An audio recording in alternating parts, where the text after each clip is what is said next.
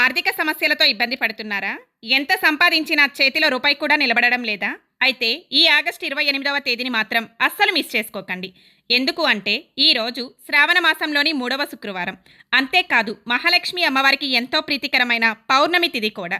ఈరోజు సాయంత్రం 6 గంటల తరువాత ఈ చిన్న పరిహారాన్ని నమ్మకంతో చేయండి. ముందుగా ఒక రూపాయి బిళ్ళను తీసుకోండి.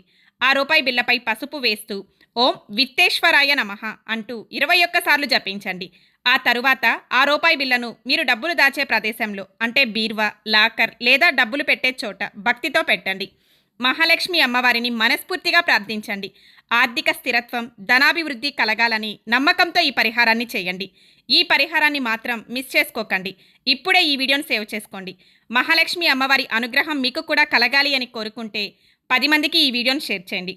కామెంట్ బాక్స్లో జై మహాలక్ష్మి తల్లి అని భక్తితో కామెంట్ చేయండి. ఇలాంటి మరిన్ని పరిహారాలు, పూజా విధానాలు, పండుగల విశేషాలు మరియు భక్తి సమాచార వీడియోల కోసం మన ఛానల్ను తప్పకుండా సబ్స్క్రైబ్ చేసుకోండి. మన ఇన్స్టా పేజ్ని అయితే ఫాలో అయిపోండి. Please like, share and subscribe. మీ అందరికీ కూడా శ్రావణ శుక్రవారం శుభాకాంక్షలు. శ్రీమాత్రే నమః.